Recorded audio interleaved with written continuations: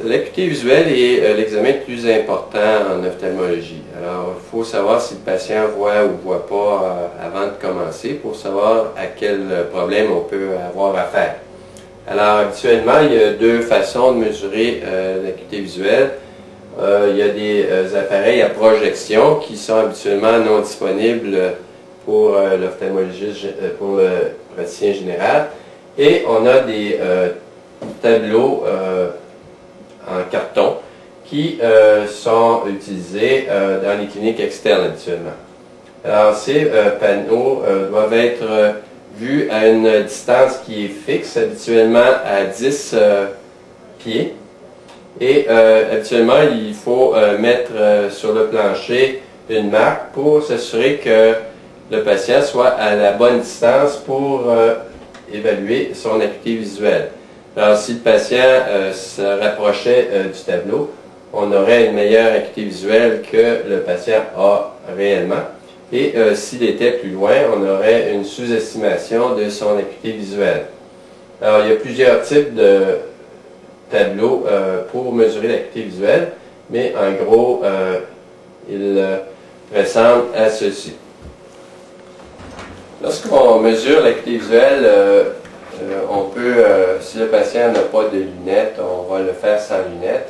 Par contre, si le patient a des verres de contact ou des lunettes, on va lui demander de les mettre parce que dans votre cas, il n'y a pas d'intérêt à savoir quelle est la vision du patient sans lunettes. On veut savoir quelle est la meilleure acuité visuelle du patient. Alors, lorsqu'on fait ça, on va demander au patient de cacher un œil et puis il faut le mettre contre le nez et on fait lire les lettres du patient, au patient.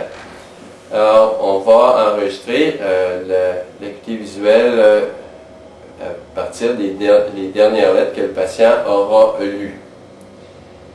Et c'est bien important de surveiller le patient quand il fait son test, parce que très souvent, on est concentré sur les lettres qu'il est en train de lire, et puis le patient, tranquillement, il va tasser son cache et puis va regarder avec les deux yeux.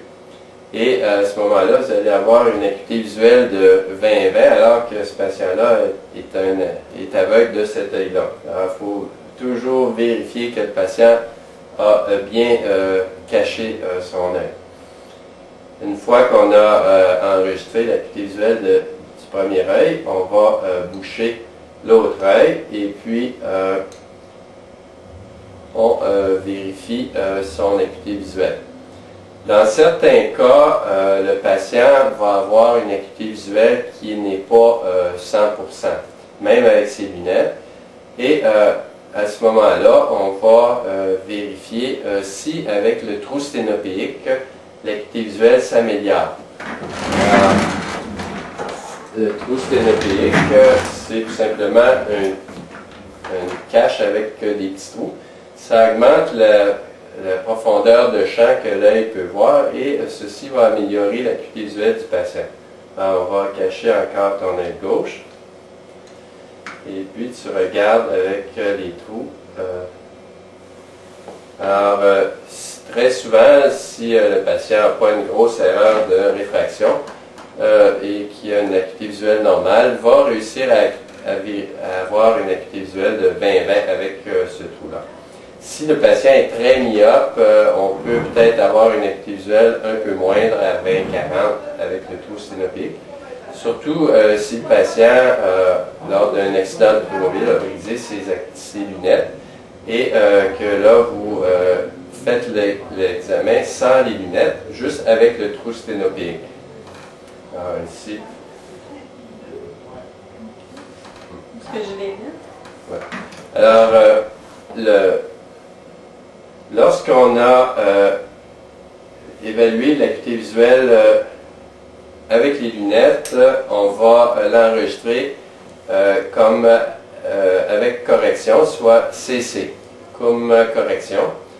Et si on a fait notre évaluation de l'acuité visuelle sans lunettes, on va enregistrer notre acuité visuelle SC. correction. Et si on a utilisé le trou sténopéique, à ce moment-là, on va enregistrer notre acuité visuelle avec TS, trou sténopéique.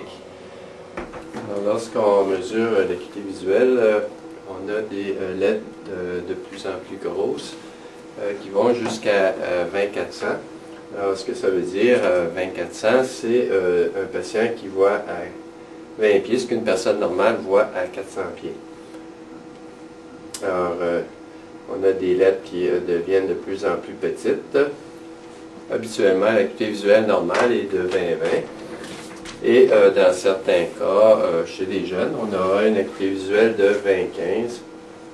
Alors, quelqu'un qui voit à 20 pieds, ce qu'une personne normale voit à 15 pieds. Alors, lorsqu'on fait l'acuité visuelle, on fait lire les lettres et on enregistre la ligne où le patient a vu les lettres pour la dernière fois. Alors, on les enregistre à 20 ou 20-25, etc. Lorsque le patient ne peut voir la plus grosse lettre à 20-400, on va voir s'il peut compter nos doigts. Alors, vois-tu mon doigt? Oui. Combien? Un doigt. 5. Alors, on va reculer nos doigts maintenant pour voir si elle les voit encore. 1, 5. Et on va enregistrer qu'elle peut voir les doigts, compte les doigts, CLD, à, par exemple, 6 pieds. Si le patient ne réussit pas à voir nos doigts, on va lui demander si elle voit passer notre main. Alors, à ce moment-là, si la patiente voit passer notre main, on appelle ça mouvement de la main. MM comme enregistrement. Et si le patient ne réussit pas à voir notre main, on va lui demander de voir si elle voit la lumière. Alors ici, elle voit la lumière, on enregistrerait ça PL. Et puis si le patient est vraiment aveugle et puis qu'il ne voit pas la lumière, on enregistre ça à 0 PL.